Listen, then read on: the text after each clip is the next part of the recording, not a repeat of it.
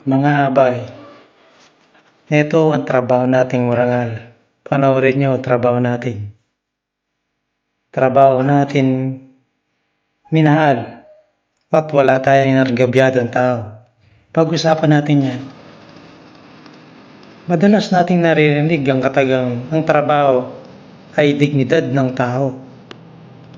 Ngunit higit pa rito, ang tunay na dangal ay hindi lamang makikita kung ano ang ating posisyon o kung magkano ang ating sahod. Ang tunay na marangal na trabaho ay nakabatay sa dalawang bagay, sa integridad at sa pagiging makatao. Sa mundong ating ginagalawan, minsan ay tila naging normal na ang paggawa ng paraan, kahit pa ito ay labag sa batas o sa konsensya. Nakikita natin ang iba na mabilis sumasenso, di ba? Ngunit sa likod ng tagumpay na iyon ay may taong naaapakan. Di ba? Kawawa naman. May mga pangakong napako at may mga kamay na pilit isinara. Ito ang sistema na tinatawag nating may inargabyadong tao. Parang mga politiko lang, nangangako pero napapako. Ang salitang inargabyado ay hindi lamang nangangulugang naisahan o naloko. Ito ang pakiramdam ng pagiging walang halaga, ng pagiging kasangkapan lamang para sa sariling kapakanan. Mga manggagamit. At ng pagkaitang oportunidad na nararapat para sa lahat. Sa ganitong sistema, ang tagumpay ng isa ay kabiguan ng marami. At ito ay malayo sa diwa ng tunay na paglilingkod. Ang trabahong marangal ay parang isang matibay na pundasyon. Hindi ito gumagamit ng pagdikit o pansamantala lamang at madaling matuklap. Ito ay tinatayo sa bato ng katotohanan at katarungan. Kapag tayo ay nagtrabaho ng may dangal, ginagawa natin ang ating tungkulin kahit walang nakatingin. Binibigay natin ang nararapat sa bawat isa. Walang labis, walang kulang. At higit sa lahat, tinitignan natin ang ating kapwa hindi bilang karibal o bilang kasangkapan, hindi bilang kapwa-tao na may pangarap din at pamilyang binubuhay. Sabi nga nila, sa daang matuwid, walang naiiwan. Uy, parang yung isang presidente lang.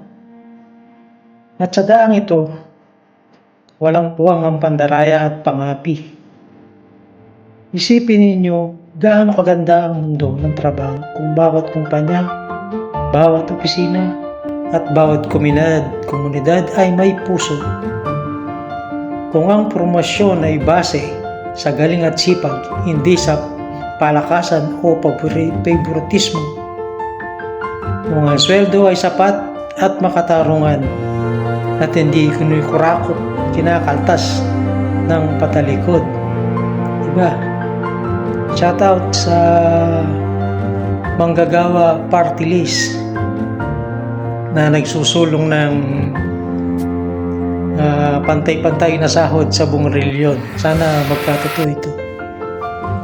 Kapag walang taong inargabyado, nararamdaman ng bawat isa na sila ay mahalaga.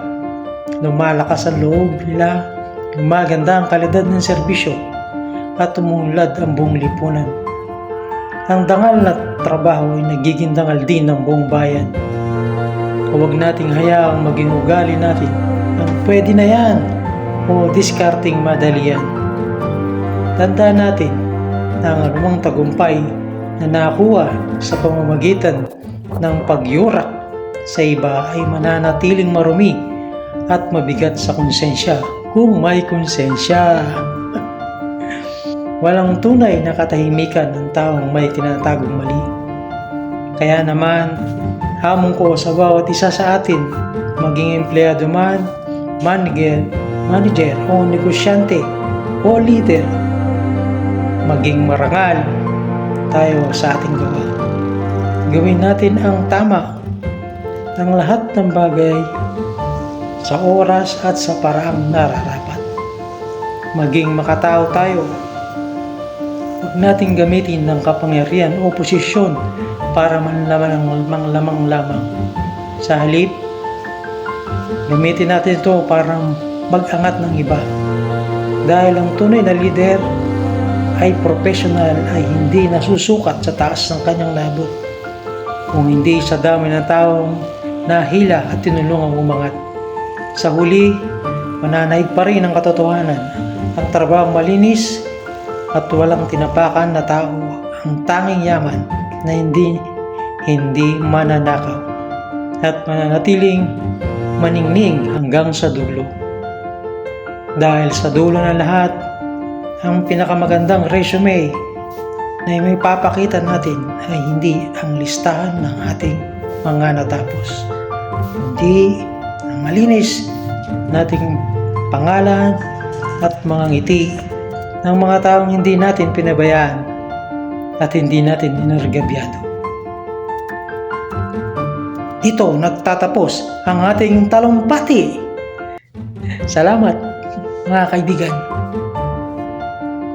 Sana po ay mag-subscribe kayo sa aking YouTube channel para kawan nyo na.